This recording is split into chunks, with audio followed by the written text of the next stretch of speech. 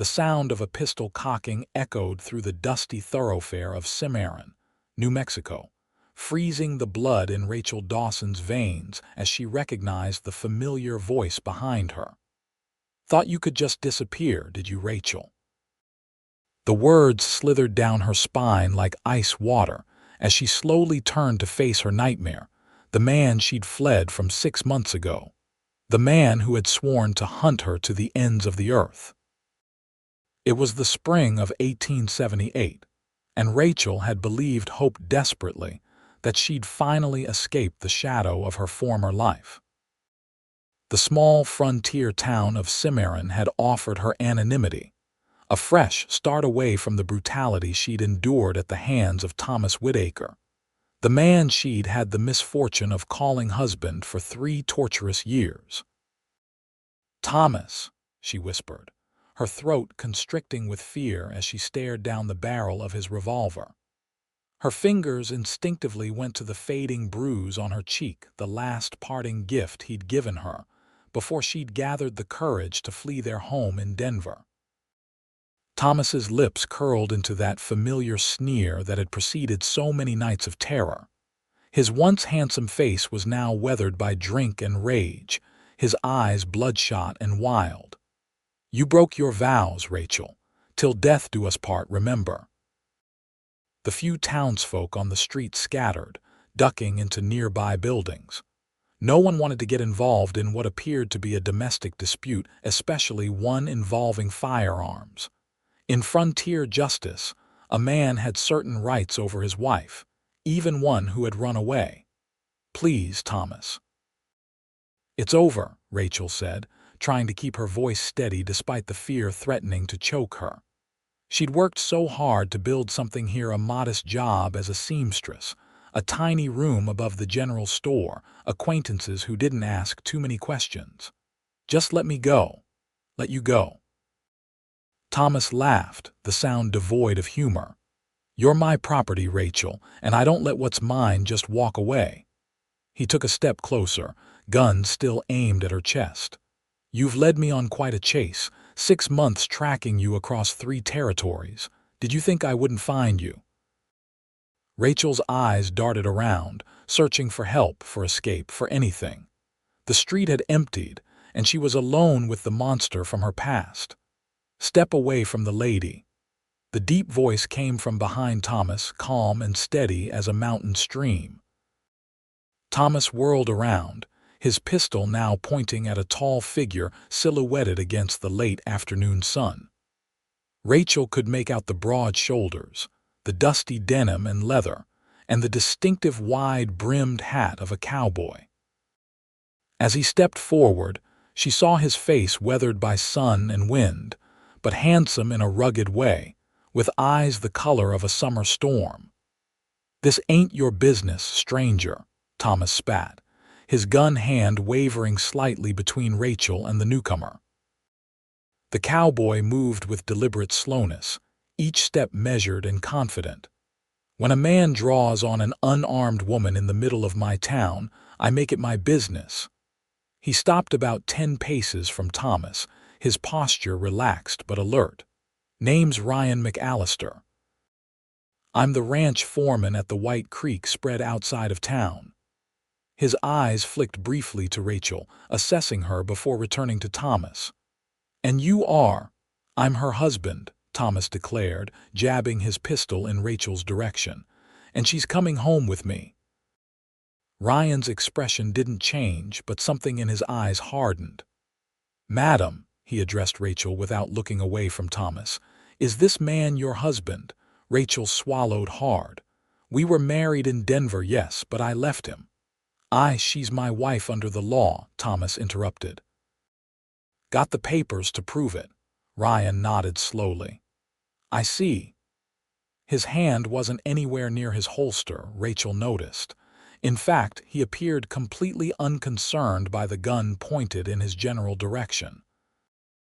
"Well, sir, I don't know how things work where you're from, but here in Cimarron we have a certain respect for a woman's wishes." Thomas laughed again, a harsh bark that made Rachel flinch. "This ain't about what she wishes. This is about what's right and legal.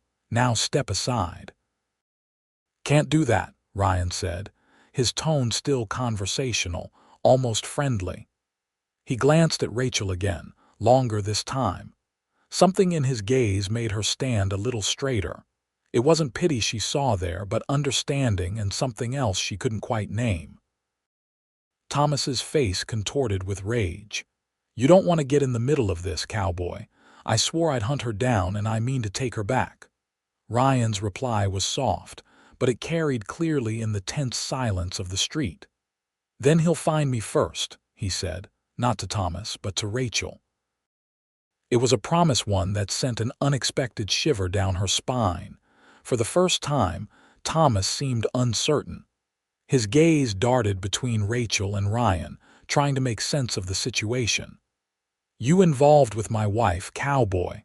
Ryan didn't answer immediately. Instead, he took another step forward, putting himself more firmly between Rachel and Thomas. "Sir, I'm going to suggest you lower that pistol and take a moment to cool your temper. The Broken Spoke Saloon is just down the street. Why don't you head on over there, have a drink, and we can discuss this matter civilly when you're feeling more reasonable." Thomas's gun hand was shaking now, but not from fear, from barely contained fury. "I didn't track her for 6 months to be turned away by some interfering ranch hand." "Foreman," Ryan corrected mildly. "And I'm not turning you away. I'm just suggesting we handle this like civilized folk, not wild animals." Rachel watched the exchange with her heart pounding in her throat. She knew Thomas well enough to recognize the dangerous glint in his eye, the tightening of his jaw that preceded violence. "Ryan," she said softly, using the cowboy's first name without thinking, "he's not going to back down." Ryan nodded slightly to acknowledge he'd heard her, but kept his attention on Thomas. "Last chance, friend. Lower the gun and walk away. You can sleep off whatever's driving you at the saloon, and tomorrow we'll talk." "I'm not your friend," Thomas snarled, his finger tensing on the trigger.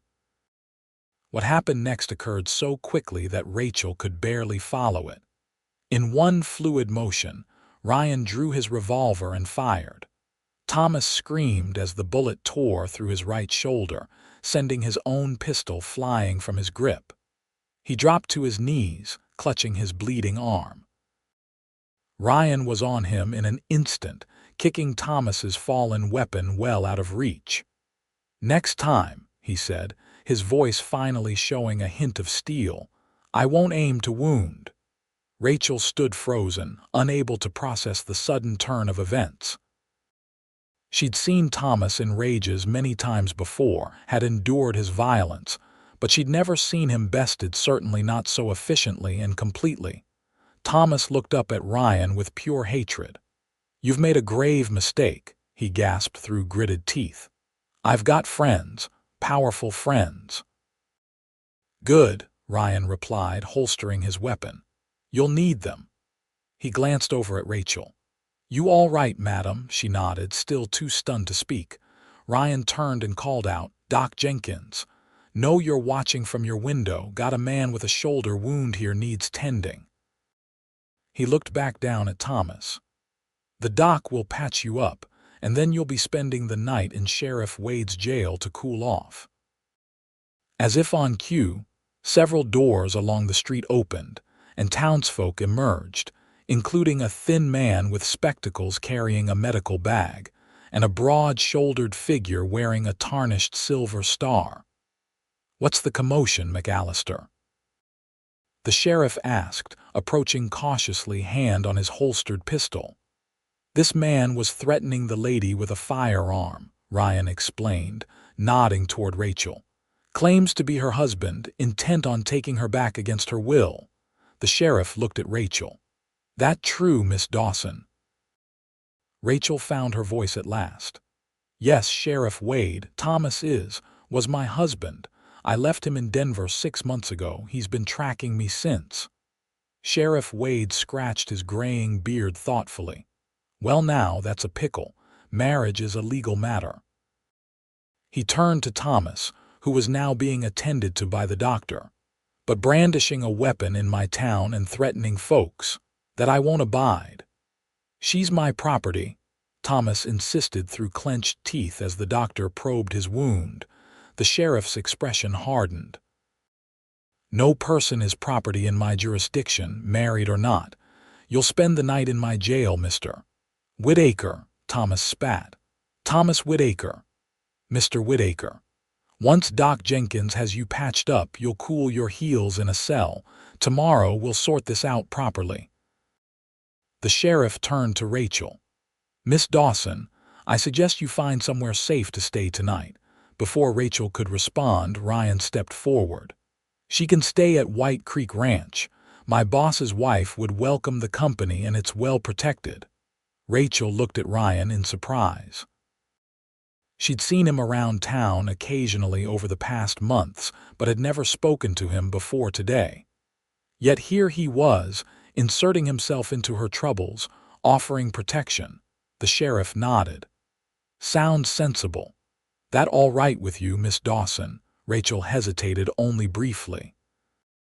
The thought of Thomas being just a jail cell away made her skin crawl, and there was something about Ryan McAllister, a steadiness, a quiet strength that made her feel safer than she had in years. Yes, she said finally. Thank you, Mr. McAllister. Ryan tipped his hat to her. My pleasure, madam. If you need to gather any belongings, I'll escort you and then we can ride out to the ranch before sundown. As the sheriff and another man helped Thomas to his feet, he fixed Rachel with a venomous stare. This isn't over, he hissed.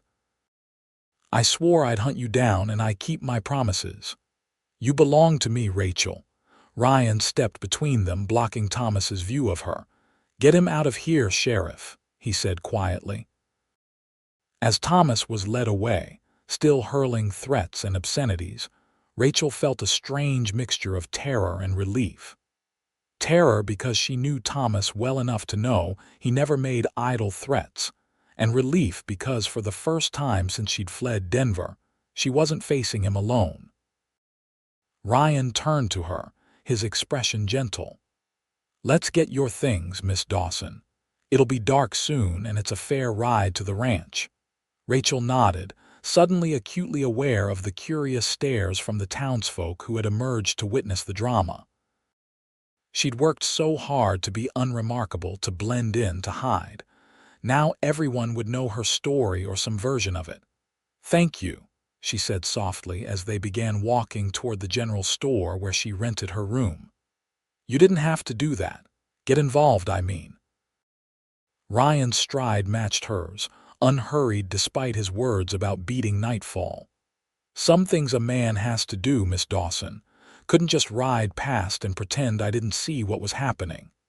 You could have been killed, Rachel pointed out. Thomas is. He's not a reasonable man. I noticed, Ryan said dryly. A small smile tugged at the corner of his mouth. But I've faced worse odds and lived to tell about it. For the first time that day, perhaps the first time in months, Rachel felt a genuine smile form on her lips. Well, I'm grateful, Mr. McAllister, truly. Ryan, he corrected. If we're going to be dodging bullets together, might as well use first names. Ryan, she repeated, surprised at how natural it felt. I'm Rachel. Pleasure to properly meet you, Rachel, he said, tipping his hat again. Now, let's get you safely to White Creek before your former husband's friends decide to join the party. As they climbed the narrow stairs to her room, Rachel couldn't help wondering what new complications she'd invited into her life. She'd fled one dangerous man, only to become entangled with another, a man who faced down loaded guns with apparent ease and spoke of protection as if it were as simple as offering a hand in greeting. But as she packed her meager belongings into a single carpet bag, she found herself stealing glances at the cowboy who waited respectfully by her door. There was something about Ryan McAllister that was as different from Thomas Whittaker as day was from night. And for the first time since she'd fled Denver, Rachel felt the faintest stirring of something she'd thought Thomas had beaten out of her long ago. Hope. The ride to White Creek Ranch took nearly an hour, the lengthening shadows of late afternoon stretching across the New Mexico landscape. Rachel rode behind Ryan on his horse, her carpet bag secured to the saddle. The physical proximity made her uncomfortable at first. She wasn't used to being so close to a man without fear, but Ryan maintained a respectful silence, focused on the trail ahead. "It's beautiful out here," Rachel ventured finally, wanting to break the awkward silence and distract herself from the solid warmth of his back against her chest. "It is," Ryan agreed. "Most folks just see desert and scrubland, but there's a particular magic to this country if you know how to look." Rachel gazed out at the rolling terrain, the distant mountains purple against the darkening sky, the occasional splash of green where water flowed beneath the surface. "I've never lived outside a city before coming to Cimarron. Denver, before that St. Louis. This openness still feels strange." "But good strange," Ryan chuckled, the sound rumbling through his back against her. "Good strange is how most people describe New Mexico territory at first. Gets under your skin after a while, though. Can't imagine living in a place else now. How long have you been here?" Rachel asked, genuinely curious. "Came out after the war. Needed open spaces after. Well, after what I saw back east. Started as a simple ranch hand, worked my way up. Been foreman at White Creek for 3 years now. The war." Rachel did the quick calculation. Ryan couldn't be much older than 30, which meant he'd been barely more than a boy when he fought. She wondered which side, but didn't ask. Out here, people respected a person's right to leave the past behind. She understood that better than most. "The Prestons, that's Stuart and Margaret, who own White Creek, they're good people," Ryan continued. "Treat their workers fair, built something real out here. You'll like Margaret. She's got a strength to her. And they won't mind you bringing a strange woman to their home, one with complications." Rachel couldn't keep the worry from her voice. Ryan turned slightly in the saddle so she could see his profile. "Mrs. Preston was in a situation not unlike yours once before she met Stuart. She'll understand. And Stuart, well, he's the kind of man who stands for what's right, no matter the cost." Rachel absorbed this information in silence. The idea that someone like Margaret Preston could understand her past both comforted and unnerved her. She'd grown so accustomed to hiding, to deflecting questions, to being nobody in particular. The ranch appeared on the horizon just as the last of the daylight was fading, a sprawling main house.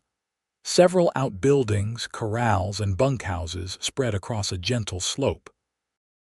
Lamplight glowed warmly from the windows of the main house, and as they approached, a woman emerged onto the broad porch. "Ryan, that you?" she called.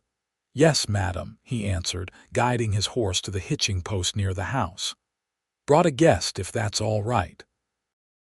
Rachel took her first good look at Margaret Preston as Ryan helped her dismount. The rancher's wife was perhaps 10 years older than Rachel, with dark hair streaked with silver and keen eyes that missed nothing. She wore a practical dress but carried herself with an unmistakable dignity. "Of course it's all right," Margaret said, her gaze shifting from Ryan to Rachel. Something in her expression softened. "You must be Miss Dawson.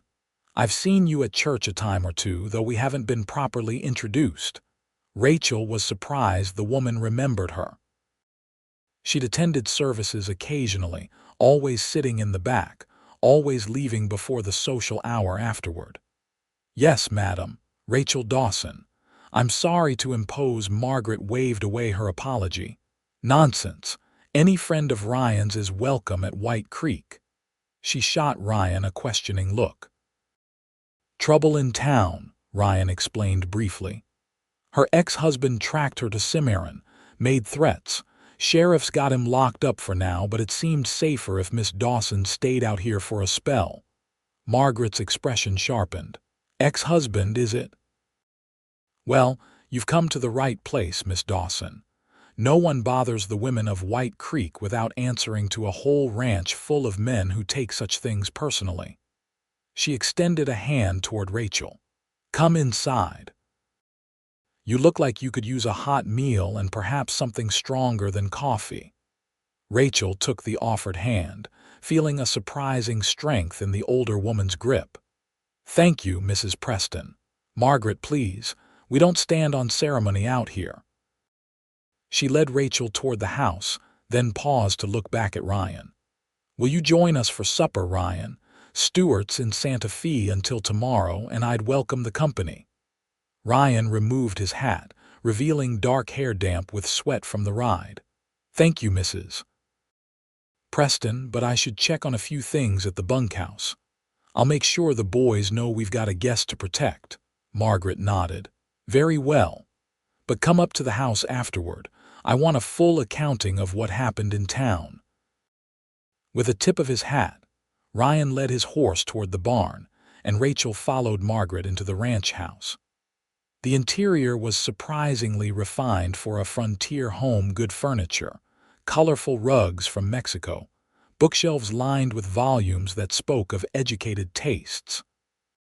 But it was also undeniably homey, with a crackling fire in the large stone hearth and the smell of something delicious coming from the kitchen.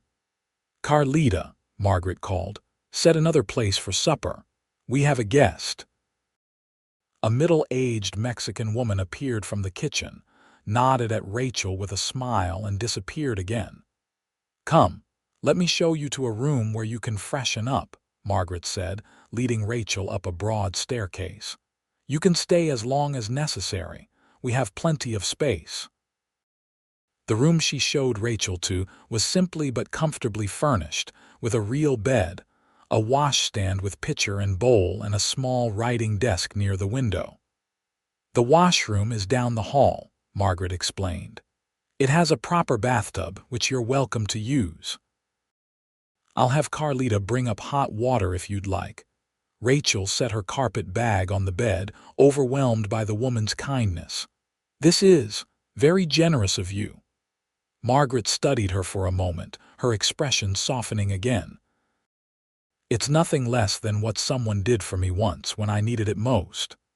She paused, seeming to consider her next words carefully. I won't pry, Miss Dawson. Your story is yours to tell or keep, but I want you to know that you're safe here. Rachel felt tears threatening and blinked them back.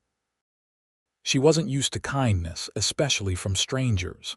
Thank you, she managed. Margaret nodded. Take your time. Supper won't be ready for half an hour or so. When she was alone, Rachel sank onto the edge of the bed, the events of the day catching up to her all at once. Thomas had found her. After 6 months of running, of looking over her shoulder, of starting at unexpected sounds, her worst fear had materialized in the dusty street of Cimarron. But then there was Ryan McAllister, stepping between her and danger without a second thought. A stranger who'd risked his life for her, who'd brought her to this safe haven when he could have simply walked away once Thomas was jailed. She opened her carpet bag and removed her few possessions, 2 dresses besides the one she wore, undergarments, a hairbrush, a small sewing kit, and a battered book of poetry that had been her mother's.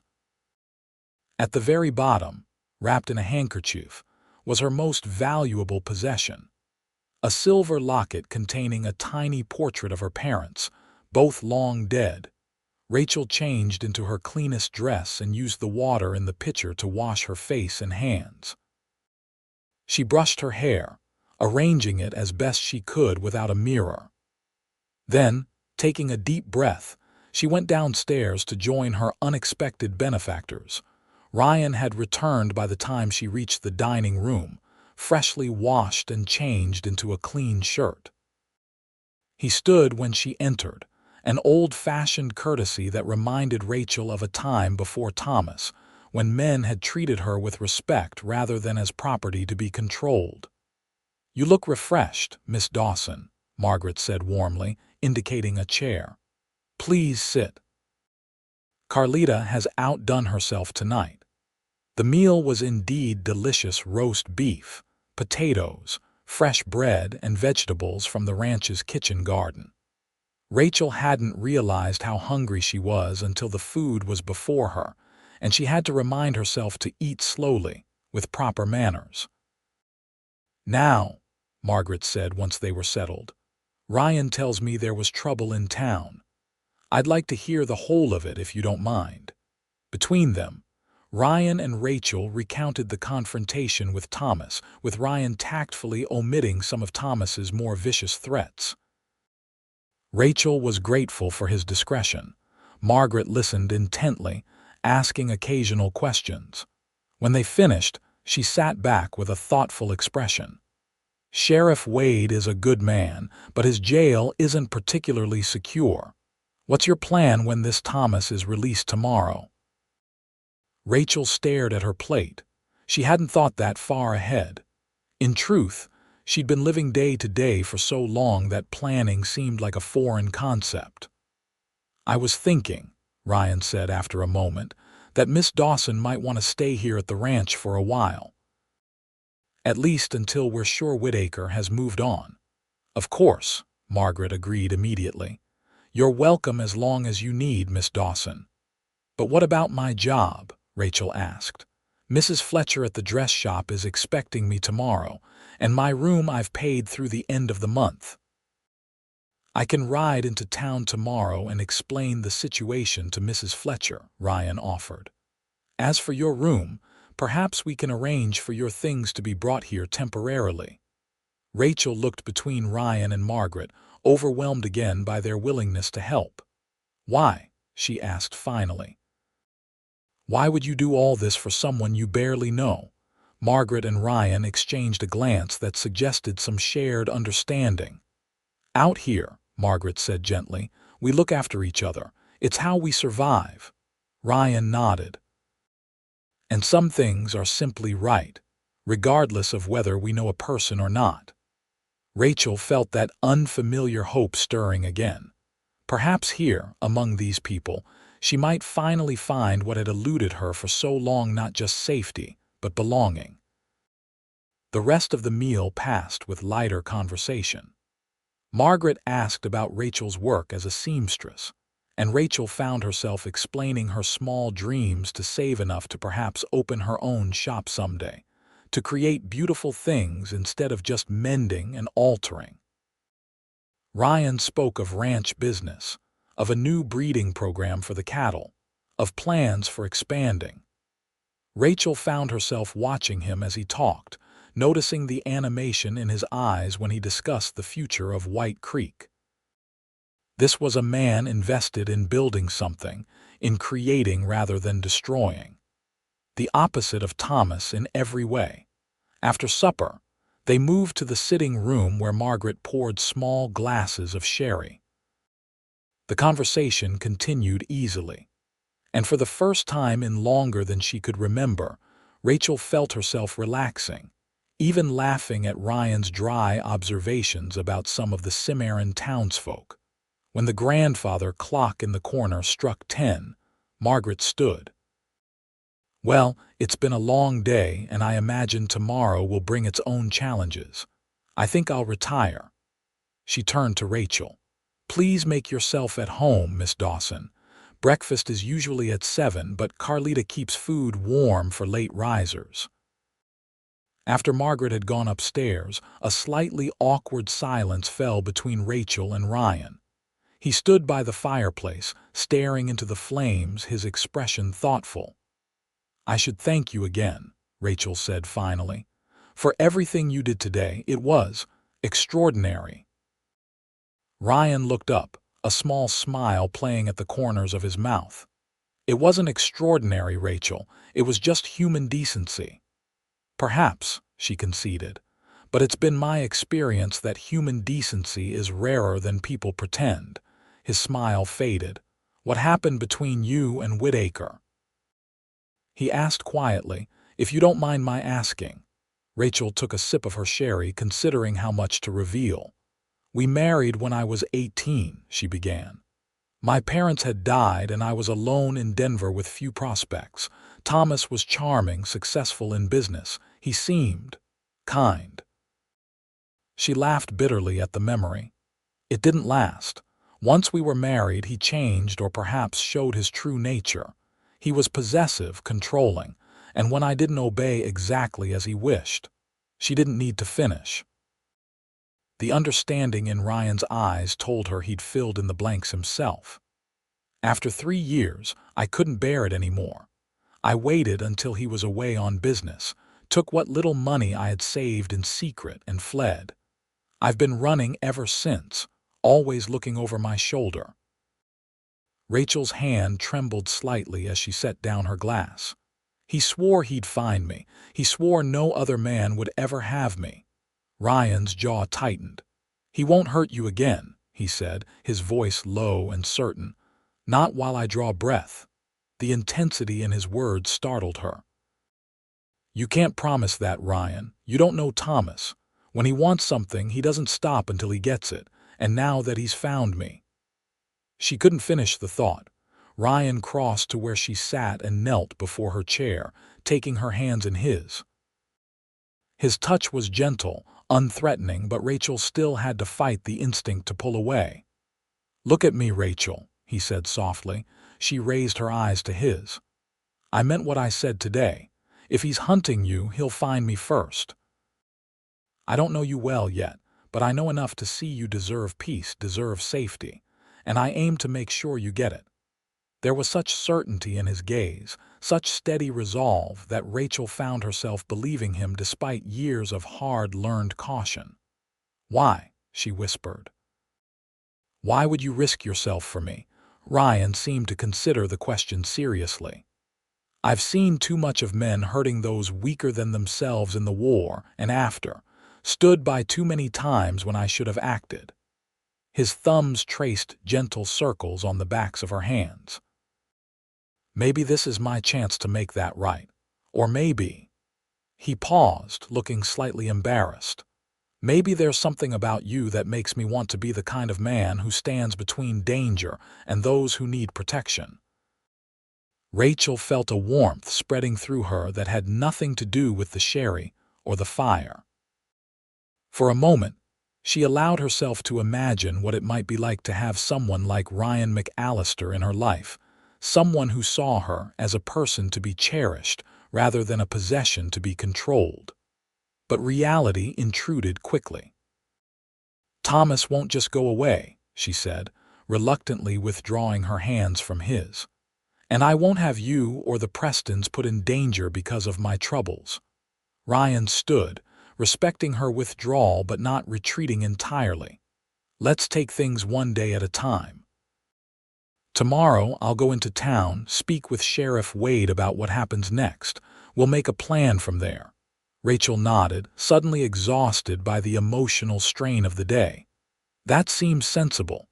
"You should get some rest," Ryan said, moving toward the door. "It's been quite a day." Rachel stood as well. "Yes, thank you again, Ryan, for everything." He paused at the door, hat in hand. "No need for thanks, Rachel. I'll see you in the morning." As Rachel climbed the stairs to her borrowed room, she found herself both dreading and anticipating the coming day.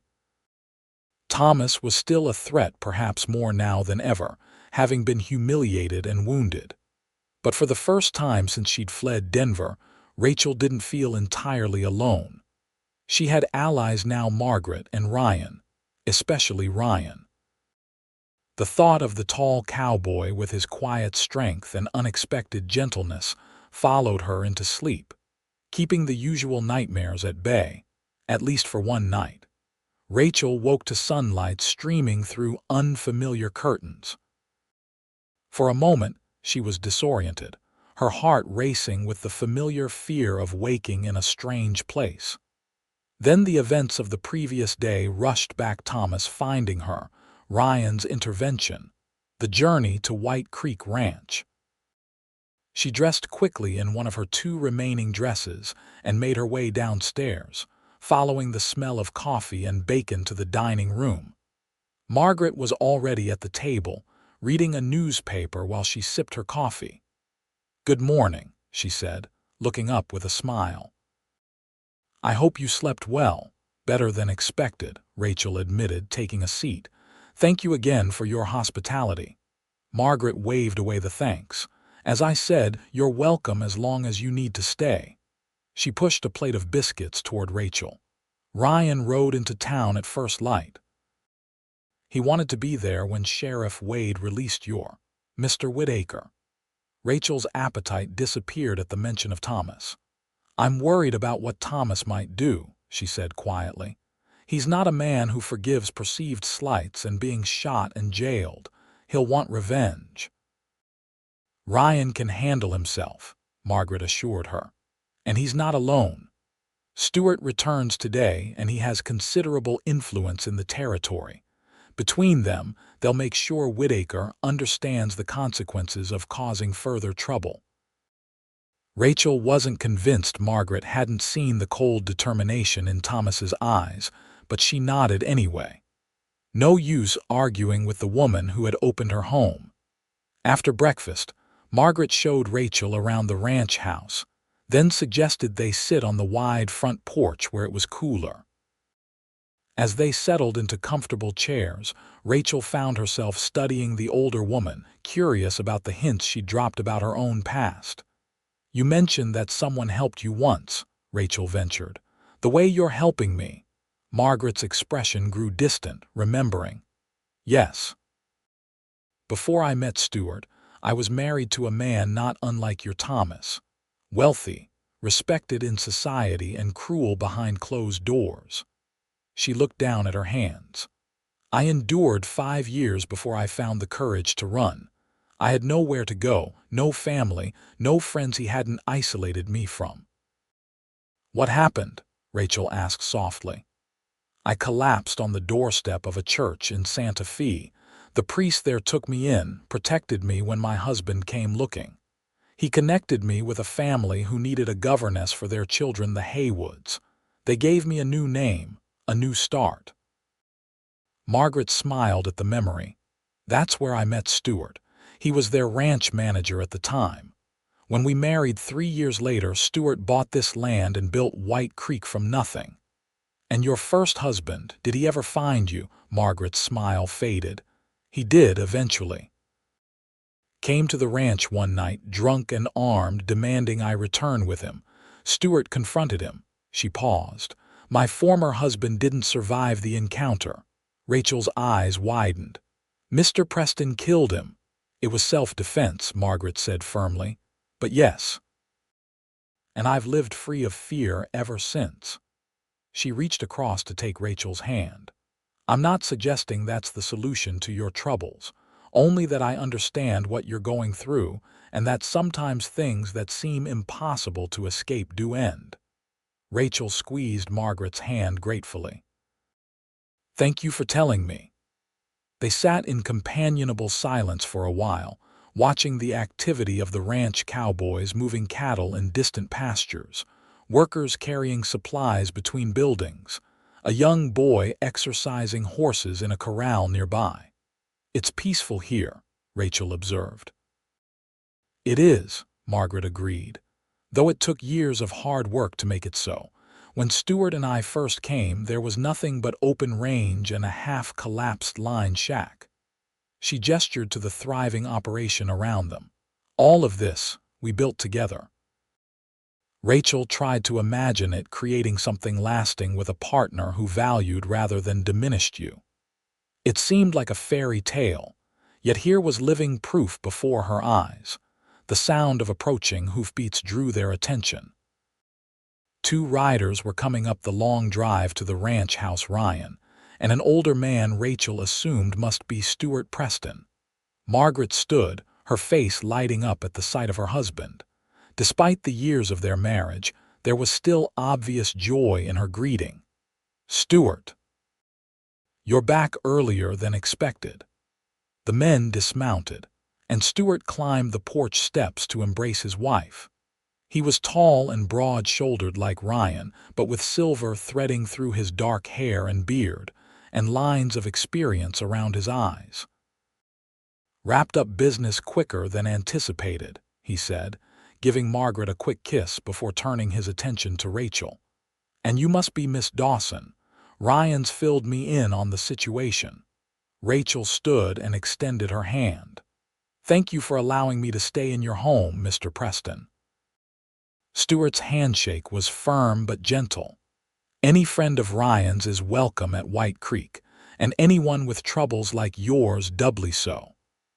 There was a gravity to his words that confirmed what Margaret had shared about their own history. Ryan joined them on the porch, removing his hat as he stepped into the shade. Sheriff Wade released Whittaker this morning, he reported, his expression grim, with a warning to leave town. And did he? Margaret asked. Ryan shook his head. Not immediately. He checked into the hotel, saying he had unfinished business in Cimarron. Rachel felt a chill despite the warm morning sun. He won't leave without me, she said quietly, or without retribution. Stewart and Ryan exchanged a look that spoke volumes. Miss Dawson, Stewart said, Ryan tells me you have some legal complications with Mr. Whittaker, that your marriage may still be legally binding. Rachel nodded miserably. I never formally divorced him, I just ran. That does make things more complex, Stewart acknowledged. But not insurmountable. I have some connections in the territorial legal system. We might be able to petition for a divorce on grounds of cruelty, especially if there are witnesses to his behavior. There weren't, Rachel said. Thomas was always careful. The bruises were where they wouldn't show. She wrapped her arms around herself, feeling suddenly cold at the memories. Any servants who witnessed anything were paid for their silence or dismissed. Ryan moved closer to her, not touching but offering his presence as support. There's his behavior yesterday, he pointed out. Drawing a gun on you in public, making threats. Half the town witnessed that. And we have his wound and arrest as documented proof, Stewart added. It might be enough. I'll write to Judge Hollister in Santa Fe today, see what can be done. Rachel looked between the three people who had so unexpectedly become her champions. I don't know how to thank you all. No thanks needed, Stewart assured her. Now, I've been in the saddle since dawn and could use some of Carlita's coffee. Shall we go inside? As the others moved toward the door, Ryan lingered, waiting until Rachel met his gaze. He asked about you, he said quietly. Whittaker. Wanted to know if you were staying at the ranch. Rachel's heart skipped. What did you tell him? Nothing, Ryan said, but he's asking around town. Won't take him long to figure it out. Then I should leave, Rachel said immediately. I'm putting all of you in danger by staying. Ryan shook his head firmly. No, White Creek is the safest place for you right now. We have plenty of hands here, all loyal to the Prestons and all capable with firearms. His expression softened. Besides, where would you go? Running hasn't solved the problem so far. Rachel couldn't argue with his logic, but the idea of Thomas coming to the ranch, bringing his violence to these good people, made her stomach twist with anxiety. I don't want anyone hurt because of me. Ryan's hand moved as if he might touch her arm, then fell back to his side. The only person who's going to get hurt is Whittaker if he tries anything out here. I promise you that. The certainty in his voice was reassuring, but Rachel had learned the hard way not to put too much faith in promises. Thomas had made plenty of those too once. Still, as she followed Ryan into the house, she couldn't deny the sense of security his presence gave her. For better or worse, she had cast her lot with these people, with this cowboy who had placed himself between her and danger without hesitation. She only hoped it wouldn't lead to more bloodshed. The next few days settled into a surprising routine. Rachel helped Margaret and Carlita with household tasks, grateful to be useful. Stewart spent hours in his study writing letters and conducting ranch business, occasionally riding out with Ryan to check on distant parts of the property. Ryan made daily trips into Cimarron, returning with reports that Thomas remained at the hotel, apparently waiting for something. He'd been seen drinking at the Broken Spoke Saloon, asking questions about Rachel and the Prestons, sometimes making veiled threats when deep in his cups. On her third day at White Creek, Rachel was helping Carlita hang laundry when Ryan rode in, earlier than his usual return from town. The expression on his face as he approached made her stomach tighten with apprehension. "What's happened?" she asked as soon as he dismounted. Ryan glanced at Carlita, then back to Rachel. "Let's talk inside," he said quietly. In the kitchen, with the door closed, Ryan removed his hat and ran a hand through his hair, a gesture Rachel had come to recognize as a sign of frustration or worry. "Whittaker's hired guns," he said without preamble. "3 men arrived on the morning stage from Santa Fe, met with him at the hotel. Word in town is they're experienced manhunters, possibly former bounty hunters." Rachel sank into a kitchen chair, her legs suddenly unable to support her. "He's going to try to take me by force." Ryan nodded grimly. "Looks that way." One of the men was recognized fellow named Jasper Reed. "Has a reputation for being effective and ruthless." "What do we do?" Rachel whispered, her old fear rising like bile in her throat. "Stuart's already making preparations. We're moving the women and children, the cook's family, and a couple of the married hands' wives into the main house tonight. Posting extra guards. No one rides alone, no one goes into town unaccompanied." Rachel shook her head, the guilt overwhelming. "This is because of me. All these people at risk." Ryan cut her off by kneeling before her chair, much as he had that first night. This time he did take her hands in his calloused fingers warm against her skin. "This isn't because of you, Rachel. It's because of him. Because of his obsession, his refusal to let you live your life in peace." She looked into his eyes, so steady and sure, and wanted desperately to believe him. "I should never have stopped running," she said softly. "I've put you all in the path of a man who won't stop until he gets what he wants." "And what do you want, Rachel?" Ryan asked, his voice gentle but insistent. "Do you want to keep running forever, looking over your shoulder, never settling, never building anything lasting?" The question struck her with unexpected force. What did she want? For so long, her only goal had been survival, escaping Thomas's reach. She hadn't dared to want more than that. "I want." She began, then stopped, surprised by the answer forming in her mind. "I want what Margaret has, a home, safety, someone who sees me as a person, not a possession." She met Ryan's gaze directly.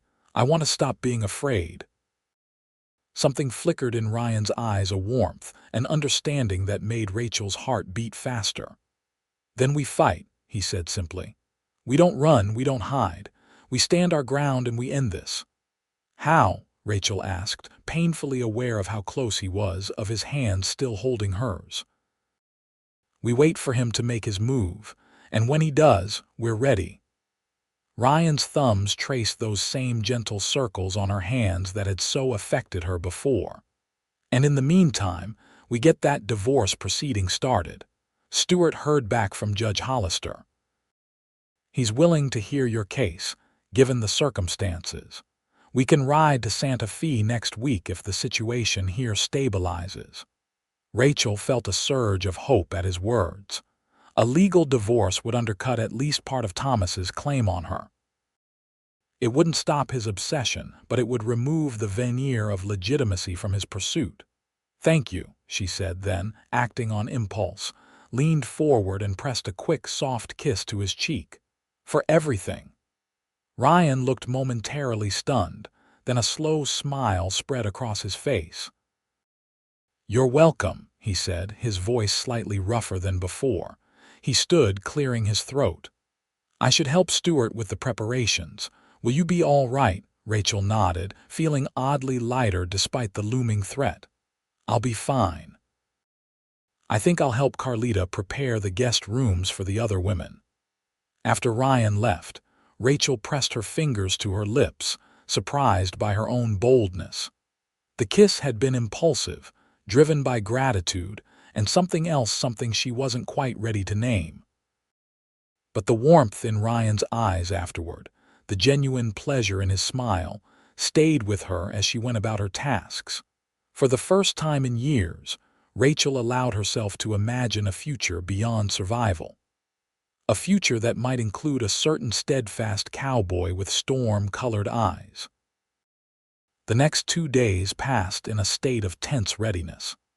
Stewart had arranged for extra guards, trusted men from neighboring ranches who owed him favors to patrol the White Creek boundaries. No one entered or left without being observed. At night, men took shifts watching from strategic positions around the property. Rachel found the waiting almost worse than facing Thomas directly. Every sound, every approaching rider, sent her heart racing. She slept poorly, haunted by dreams of Thomas finding her, dragging her away while Ryan lay bleeding in the dust. On the third night, unable to sleep, Rachel made her way downstairs to the kitchen, hoping a cup of tea might calm her nerves. She was surprised to find Ryan sitting at the kitchen table, a cup of coffee and a rifle beside him.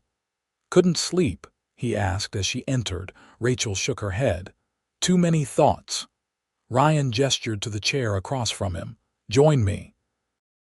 Coffee's still hot, or there's tea in the tin by the stove." She prepared a cup of chamomile tea and sat across from him, noticing the shadows under his eyes. "You look tired." He smiled ruefully. "Been taking extra shifts on watch. Want to make sure all approaches to the house are covered." "You need rest too," Rachel chided gently. "You can't protect anyone if you're exhausted." "I'll rest when Whittaker's no longer a threat," Ryan said, his tone making it clear the subject wasn't open for debate. They sat in comfortable silence for a few minutes, each lost in their own thoughts. "Tell me something about you," Rachel said finally. "Something from before the war, before White Creek." Ryan looked surprised by the request, but after a moment he nodded. "I grew up in Virginia. Family had a small farm, nothing fancy. Had 3 sisters, all older, so I was the baby brother they loved to torment and protect in equal measure." "Are they still there? Your family?" A shadow crossed Ryan's face. "Parents are. Sisters are all married now, scattered across different states. Haven't seen any of them since the war." He took a sip of his coffee. "We were on opposite sides, my father and I. He was staunchly Confederate. I saw things differently. Left home at 16 to join the Union Army. Lied about my age." "That must have been difficult," Rachel said softly. "Taking a stand against your family." Ryan's eyes met hers across the table. "Sometimes you have to choose what's right over what's easy, even when it costs you." He paused. "We've exchanged a few letters over the years, but it's not the same. Too much pain, too many losses on both sides."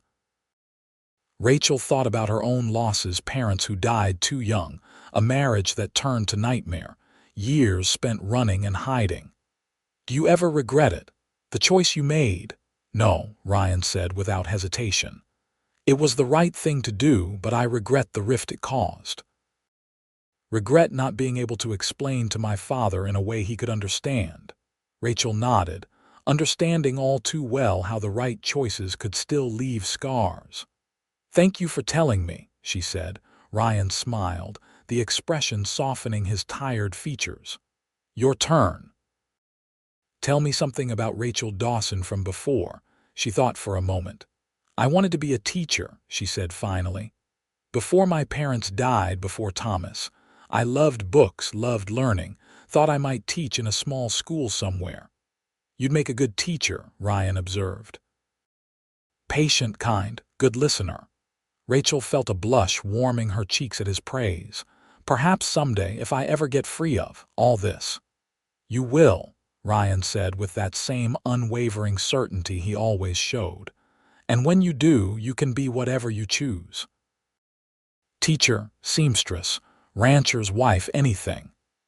The last option hung in the air between them, neither acknowledging it directly but both acutely aware of its implications. Before Rachel could respond, a sound outside the kitchen door made them both freeze. Ryan was on his feet in an instant, rifle in hand, moving silently to position himself between Rachel and the potential threat. The door opened slowly to reveal Stewart, his expression grim. "Ryan, Rachel, you need to hear this. Jacobson just rode in from the North Range. Spotted campfires about 3 miles out. Multiple riders moving toward the ranch trying to stay concealed." Ryan's posture stiffened. "Whittaker," Stewart nodded. "Most likely. Jacobson counted at least 6 men." "6," Rachel breathed, fear clutching at her throat. "Thomas only hired 3. "He must have found more in town," Ryan said, checking his rifle methodically. "Drifters looking for easy money." "We knew this was coming," Stewart reminded them, "and we're ready. I've already sent word to the bunkhouse. The men are taking positions. Margaret's gathering the women and children in the central rooms of the house." Ryan turned to Rachel, his expression intense. "Stay with Margaret and the others. No matter what happens, stay inside." Rachel wanted to protest, to insist on not being hidden away while others risked themselves for her, but she recognized the practicality of his order. She would only be a distraction, a vulnerability they would need to protect. "Be careful," she said instead. "Both of you."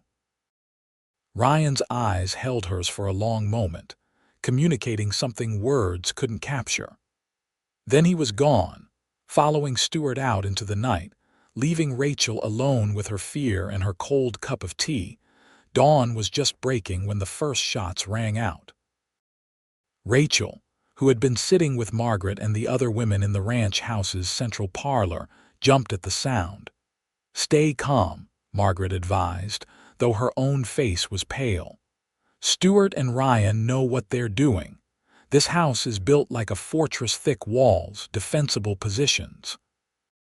Rachel nodded, trying to take comfort from the older woman's words. But the sporadic gunfire continued, sometimes close, sometimes more distant, making it impossible to tell who was winning the battle being waged around them. An hour passed, then another. The women spoke in hushed voices, comforting the few children, straining to interpret the sounds of conflict. Rachel paced by the window, careful to stay out of sight as Margaret had instructed, but desperate for some glimpse of what was happening. The sound of the front door opening sent everyone into alert stillness. Then Stewart's voice called out, "Margaret, it's over." The women rushed toward the entrance hall, Rachel among them.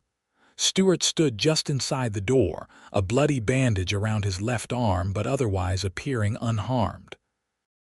Behind him, several ranch hands were bringing in a wounded man, one of their own. Rachel realized with a pang of guilt. "What happened?"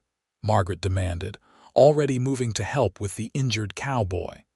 "Whittaker and his men tried to approach from 3 directions," Stewart explained. "We were ready for them, drove them back with minimal casualties on our side." He looked at Rachel. "2 of his hired guns are dead. The others retreated, including Whittaker himself."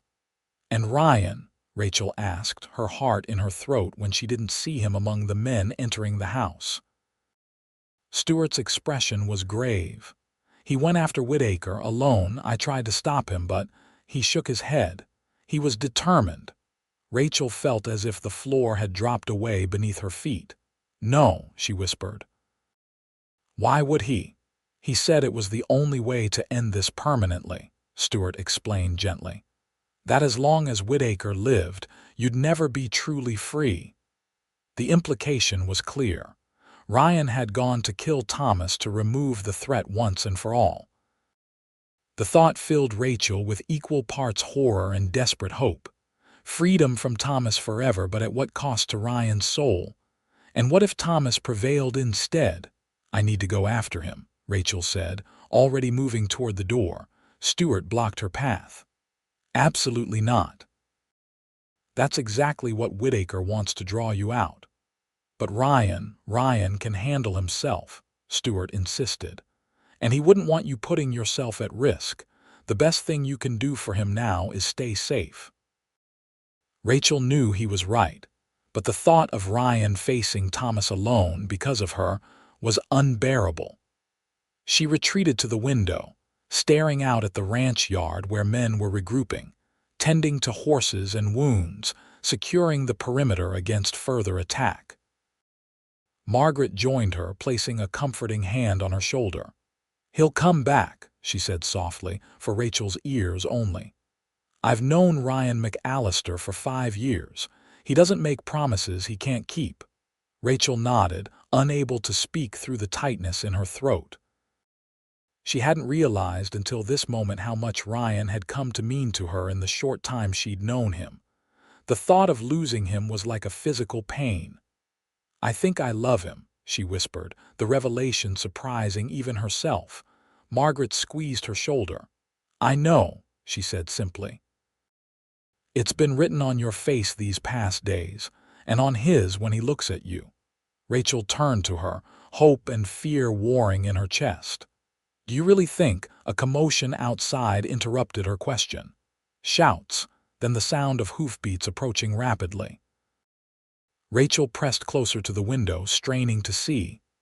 A single rider was galloping toward the ranch house Ryan, his shirt dark with what might be blood, his face grim and determined. And behind him, thrown over a second horse, was a body. Rachel raced to the door, ignoring Stewart's call to stay inside. She burst onto the porch just as Ryan reined in his exhausted horse. Ranch hands surrounded him immediately, helping him dismount, reaching for the body on the second horse. Rachel pushed through them, needing to see to know. Ryan was upright but swaying slightly, a deep cut across his forehead and what looked like a bullet graze along his upper arm.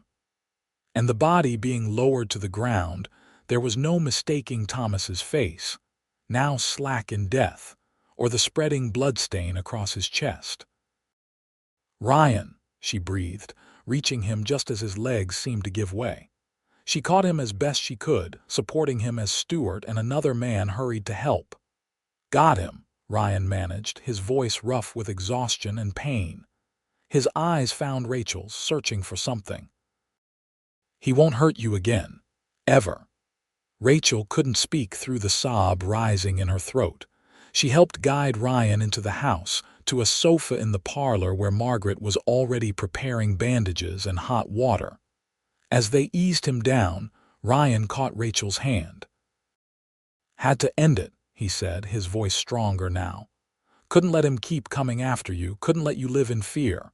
Rachel knelt beside him, brushing sweat-dampened hair from his forehead. "You shouldn't have gone alone," she chided gently. "It was too dangerous." A ghost of his familiar smile touched Ryan's lips. "Couldn't risk anyone else. This was between him and me, for you." Margaret gently moved Rachel aside to tend to Ryan's wounds. "The cut's not too deep," she assessed, "and the bullet just grazed him. He'll have some impressive scars, but nothing life-threatening." Rachel released a breath she hadn't realized she was holding. "Thank God." Ryan winced as Margaret cleaned the wound on his arm. "He wasn't alone," he said, his gaze returning to Rachel. "Had 2 men with him still. They ran when they saw how it was going to end." His expression hardened. "I made sure they understood what would happen if they ever came back to Cimarron." Rachel nodded, understanding what he wasn't saying explicitly. Those men had witnessed Thomas's death at Ryan's hands, a death that, while justified in the eyes of frontier justice, might still raise questions with territorial authorities. "Stewart," Ryan continued, addressing the ranch owner who stood nearby, "I left Thomas's body where his remaining men could find it. Made it look like he was killed in the initial gunfight at the ranch, not tracked afterward." He paused. "Thought that might be cleaner, legally speaking." Stewart nodded grimly. "Good thinking. I'll ride into town tomorrow, speak with Sheriff Wade, make sure the official account matches our version." Rachel listened to this exchange with a strange sense of detachment. Thomas was dead. The man who had terrorized her for years, who had sworn to hunt her to the ends of the earth, was gone. She should feel relief, elation even, but all she felt was a profound weariness and a desperate gratitude toward the wounded man before her. "You should rest," she told Ryan as Margaret finished bandaging his arm.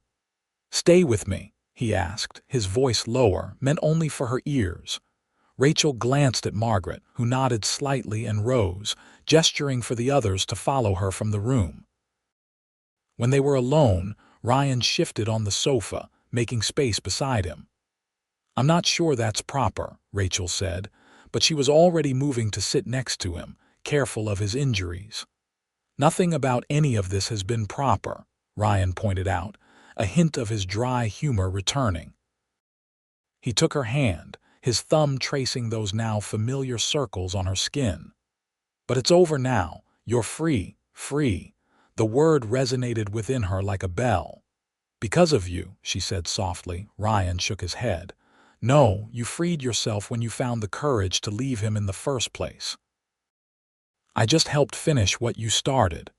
Rachel considered this, seeing the truth in his words. She had taken the first, hardest step long before Ryan entered her life.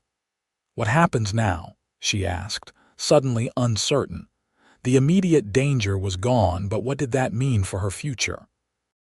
For this fragile connection between them, Ryan's eyes searched hers, serious and intent. "That depends on you, Rachel. You can go anywhere now, be anything. No one's hunting you anymore." "And if I wanted to stay?" she asked, her heart pounding. "Here in Cimarron at White Creek." A slow smile spread across Ryan's face, warming his tired eyes. "Then I'd be the happiest man in the New Mexico territory." He hesitated, then added, "I know it's fast. We've only known each other a short while, but when something feels right." He trailed off, suddenly uncertain. Rachel squeezed his hand. "I know," she said simply. In the world they lived in, life could end in an instant. A gunshot, a fever, a bad winter, any could take away tomorrows that weren't guaranteed. Why waste time when hearts knew what they wanted? "I can't offer much," Ryan continued. "I've saved some money, enough for a small place of our own eventually. In the meantime, Stewart's offered me the use of the foreman's cabin. It's not fancy, but—" Rachel silenced him with a finger to his lips. "I don't need fancy," she said. "I just need safety, peace, someone who sees me as I am." She took a deep breath. "Someone who loves me." Ryan's free hand came up to cradle her cheek. "I do," he said, his voice rough with emotion. "Love you, I mean. I think I started falling the moment I saw you standing up to Whittaker in the street, refusing to back down even with a gun pointed at you." Rachel leaned into his touch, her eyes closing briefly at the tenderness in his gesture. "I love you too," she whispered. "It happened so quickly, I almost didn't recognize it. But when Stewart told me you'd gone after Thomas alone, I knew." Ryan leaned forward, wincing slightly at the movement, and pressed his forehead gently to hers. "Say you'll stay," he murmured. "Say you'll build a life with me." Instead of answering with words, Rachel closed the small distance between them and pressed her lips to his. The kiss was gentle at first, mindful of his injuries, but quickly deepened as months of fear and loneliness gave way to hope and possibility. When they finally parted, both slightly breathless, Ryan's smile was brighter than she'd ever seen it. "I'll take that as a yes," he said. Rachel laughed, the sound surprising her with its freedom and joy. "Yes," she confirmed. 1,000 times yes." The sound of someone clearing their throat made them both look toward the doorway, where Stewart and Margaret stood, matching expressions of pleased amusement on their faces. "I see the patient is recovering well," Stewart observed dryly. Margaret elbowed him gently. "Don't tease them," she chided, though her own eyes danced with happiness. Ryan, there's stew in the kitchen when you're feeling up to it. And Rachel, I've had a bath prepared upstairs if you'd like to wash away some of this difficult day. Rachel reluctantly rose from Ryan's side. Thank you, Margaret, for everything. As she passed the older woman, Margaret caught her hand briefly. Welcome to the family, she whispered, the simple words bringing tears to Rachel's eyes. The next week passed in a haze of recovery and planning. Thomas's death was ruled self-defense in the context of him attacking the ranch exactly as Ryan and Stewart had arranged the evidence to suggest. His remaining hired guns had indeed fled the territory, apparently deciding that whatever they had been paid wasn't worth the risk of sharing their employer's fate. Judge Hollister arrived from Santa Fe, less to preside over a divorce that was no longer necessary and more to ensure that Rachel would face no legal repercussions from her husband's death. With Stewart's influence and the judge's understanding of frontier justice, the matter was quickly settled. Ryan's wounds healed cleanly, leaving only a thin scar on his forehead and another along his upper arm. Badges of honor, Rachel called them, tracing them gently when they were alone. 2 weeks after Thomas's death, on a clear autumn morning with the aspens turning gold in the distance, Rachel Dawson became Ryan McAllister in a simple ceremony in the White Creek Ranch house parlor. Margaret stood beside Rachel, and Stewart beside Ryan, with ranch hands and townsfolk from Cimarron filling the room and spilling onto the porch. Sheriff Wade gave the bride away, a role he accepted with gruff emotion, having come to respect both Rachel's resilience and Ryan's protective nature during the events of the past month. As Rachel spoke her vows, looking into Ryan's steady gray eyes, she felt the last shadows of her past finally receding. This man had promised to stand between her and danger, had sworn that her hunter would find him first, and he had kept those promises at risk to his own life. I take you, Ryan McAllister, to be my lawfully wedded husband, she said, her voice clear and sure. To have and to hold, to love and to cherish in good times and bad, in sickness and in health, for as long as we both shall live. The words were traditional, but their meaning had been transformed by everything they had experienced together. This was no arrangement of convenience or necessity, but a choice freely made, deeply felt. When Ryan slipped the simple gold band onto her finger, purchased with the money he'd been saving for their own place, Rachel felt as if her heart might burst with happiness. I now pronounce you husband and wife, Judge Hollister declared with a broad smile. You may kiss your bride, Mr. McAllister. Ryan needed no further encouragement. He gathered Rachel into his arms, lifting her slightly off her feet as his lips claimed hers in a kiss that promised both tenderness and passion, protection and partnership, for all the days to come. The small crowd erupted in cheers and applause, led by Stewart's booming voice and Margaret's delighted laughter. As Ryan set her back on her feet, Rachel looked out at the gathered faces, people who had become friends and allies in such a short time. This was what she had been searching for all along, she realized. Not just safety from Thomas, but belonging, community, home. Happy, Ryan murmured against her ear as they turned to accept congratulations from their guests. Rachel squeezed his hand. Happier than I ever dreamed possible. And it was true. The girl who had fled Denver with nothing but the clothes on her back and a desperate hope for freedom could never have imagined this outcome, not just escape from brutality, but the discovery of genuine love, the building of a new life filled with possibility rather than fear. Later, as the celebration continued around them, Rachel and Ryan slipped away to the porch for a moment of quiet together. The foreman's cabin is ready for us, Ryan said, his arm around her waist. Stewart had some of the hands fix it up while I was recovering. It's small, but it's perfect, Rachel interrupted. "Because it's ours." Ryan smiled down at her, his eyes reflecting the sunset. "And we'll have our own place someday soon. I've had my eye on a nice piece of land about 5 miles east of here. Good water, decent grazing. We could start with a few cattle of our own, build slowly." Rachel leaned into his embrace. "I'd like that. A place that's truly ours that we build together." She looked up at him. "And maybe, when the time is right, a family to fill it." Ryan's arms tightened around her. "Children," he said softly, as if testing the word. "Little ones with your smile and stubborn spirit. And your courage," Rachel added, "your sense of right and wrong."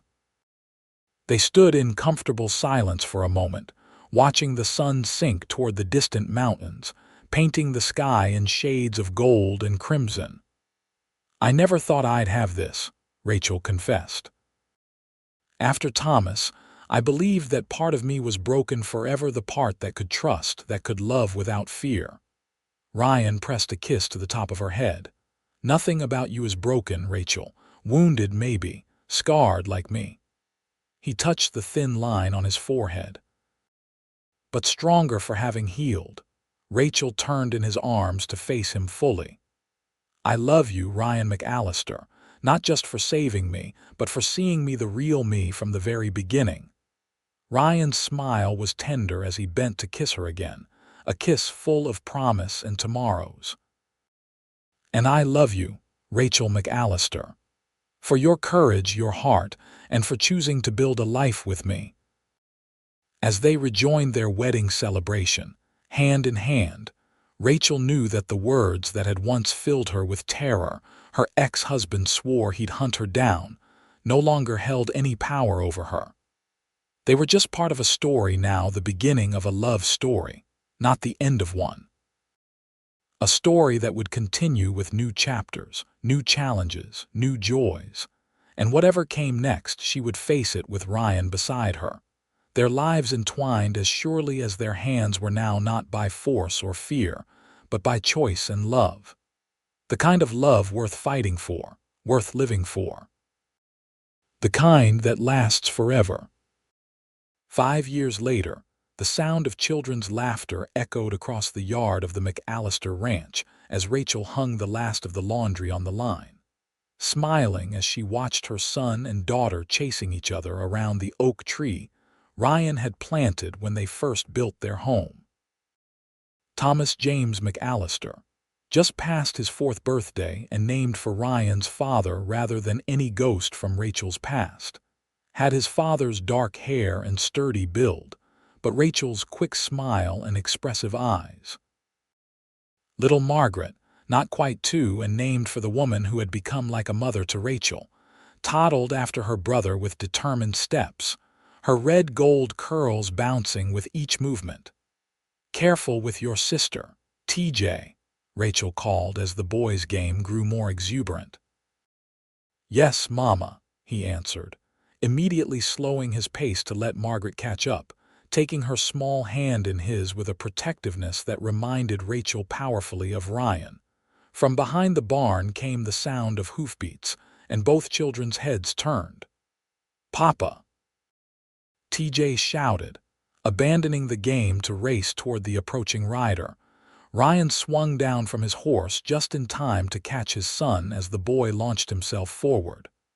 "Whoa there, partner," he laughed, swinging TJ up onto his shoulders. "That's quite a greeting." Margaret was making her way across the yard as quickly as her little legs would carry her, arms outstretched. "Papa, up!" Ryan handed the reins to one of the ranch hands who had followed him in, then scooped up his daughter with his free arm, covering her chubby cheek with exaggerated kisses that made her squeal with delight. Rachel watched them, her heart full beyond measure. Their ranch had prospered over the past 5 years, growing from a modest homestead to a respected operation that employed several hands. The house Ryan had built with his own hands, and the help of friends from White Creek had expanded as their family grew, with a second bedroom added for the children, and a proper kitchen where Rachel often hosted gatherings for neighbors and friends. She had even realized her old dream in a small way, teaching both her children and occasionally others from neighboring ranches their letters and numbers. There was talk of Cimarron building a proper school soon, and Stewart had hinted that Rachel would be the natural choice for teacher. Ryan made his way toward her, a child on each arm, his smile as warm and steady as it had been the day they met. 5 years had added a few lines around his eyes and the occasional silver strand in his dark hair, but they had only enhanced the character of his face, the quiet strength that had first drawn her to him. "How was town?" Rachel asked as he reached her, leaning up to receive his kiss. "Good. Cattle prices are holding steady. Mail came in letter from my sister in Virginia." Ryan's expression brightened. "She's thinking of visiting next spring, wants to meet her niece and nephew." Rachel's eyes widened. Ryan's relationship with his family had slowly mended over the years, with increasingly frequent letters, but this would be the first visit from any of them. "That's wonderful news." Ryan nodded, setting the children down but keeping an arm around Rachel's waist. "And I ran into Margaret at the general store. She and Stewart are expecting us for supper tomorrow to celebrate their anniversary." 20 years, Rachel marveled. Hard to imagine being married that long. Ryan's arm tightened around her. "Not so hard," he said softly. "Not with you." Rachel leaned into him, watching as TJ returned to his game, now teaching Margaret how to play tag in the patient way of older siblings. "We've been blessed," she said. "We have," Ryan agreed. "Though we worked for it too, built this place from nothing but hope and hard work." It was true. The first year had been difficult. The land needed more improvement than they'd initially thought, and the winter had been harsh. But they had persevered, supporting each other through every challenge, celebrating every small victory together. "Any sign of those mountain lions the Jensen boy reported?" Rachel asked, changing the subject to a more immediate concern. Ryan shook his head. "Not yet, but I've warned the hands to keep a sharp eye out, especially around the north pasture where the new calves are." Rachel nodded, trusting his judgment as she always did in matters of ranch safety. They had faced threats before: natural disasters, cattle thieves, economic downturns, and had weathered them together. The mountain lions were just one more challenge to overcome. "Mama, Papa, look," TJ called, pointing excitedly to the sky where a hawk circled majestically on thermal currents. Ryan and Rachel moved to join their children, Ryan lifting Margaret onto his shoulders for a better view, while Rachel knelt beside TJ, following his pointing finger. "Red-tailed hawk," Ryan explained to his son. "Hunting for his supper, just like I need to do. Think your mama might have something cooking that smells better than field mice, though." TJ giggled at the comparison while Rachel smiled up at her husband. "Beef stew," she confirmed. "And apple pie for dessert." "Well now," Ryan said with mock seriousness, "I reckon that hawk would be mighty jealous of our supper then." As they walked back to the house together, Rachel couldn't help reflecting on how far they had come from that day in Cimarron when Thomas had found her, and when Ryan had stepped between them, changing the course of her life forever. There had been no sign of Thomas's friends or associates in the years since his death. Whatever threat they might have posed had disappeared with him, leaving Rachel truly free for the first time in her adult life. That freedom had allowed her to grow into herself, to discover strengths she hadn't known she possessed, to build a life filled with love and purpose. And at the center of it all was Ryan, her protector at first, then her partner, her lover, her best friend. Later that evening, after the children were tucked into bed with stories and kisses, Rachel and Ryan sat on the porch swing, watching the stars appear in the vast New Mexico sky. Ryan's arm was around her shoulders, her head resting against him in the comfortable way of long married couples who still cherish each other's closeness. "Sometimes I still can't believe this is my life," Rachel said softly. "Our beautiful children, this ranch you." She looked up at him. "It feels like a dream I might wake from." Ryan's fingers traced gentle patterns on her shoulder. "Not a dream," he assured her. "Though I know what you mean. There are mornings I wake up next to you and have to remind myself how lucky I am." Rachel smiled. "We've come a long way from that day in town." "We have," Ryan agreed, "though I knew even then." "Knew what?" "That you were someone worth fighting for, worth dying for if it came to that." He pressed a kiss to her temple. "Though I'm mighty glad it didn't." Rachel turned to face him fully. "You know, you never did tell me exactly what happened that day with Thomas after you tracked him." Ryan was silent for a long moment, his expression growing distant. "Does it matter now? It's long past." "I suppose not," Rachel conceded. Sometimes I wonder if you regret having to take a life, even his." Ryan considered her words carefully before answering. "I regret that it was necessary," he said finally. "Regret that there wasn't another way to ensure your safety, but I don't regret protecting you, protecting what we have now." He gestured toward the house where their children slept. "And I've made my peace with God over it." Rachel nodded, understanding. Ryan wasn't a violent man by nature, quite the opposite. His strength had always been tempered by gentleness, his courage by compassion. That he had killed for her was a measure of his love, but also a burden he had chosen to bear so that she wouldn't have to.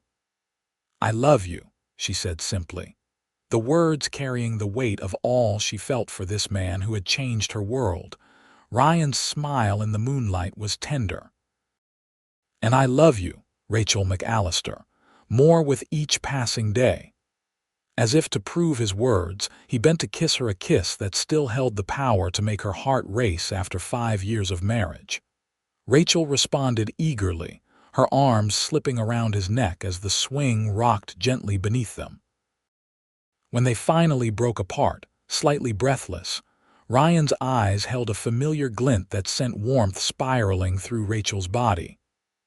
"Perhaps we should continue this inside," he suggested, his voice lower. Rachel stood, pulling him up with her. "Perhaps we should," she agreed with a smile that promised much more. Hand in hand, they walked into the home they had built together, not just the physical structure, but the life within it. A life founded on trust, respect, and a love strong enough to overcome any threat, past or future. As Ryan closed the door behind them, Rachel knew with absolute certainty that she had found what every person seeks, but few truly find: a love worth fighting for. A love that heals rather than harms. A love that builds rather than destroys. A love that would last all the days of their lives, and live on in their children and their children's children, the greatest legacy any two people could leave behind.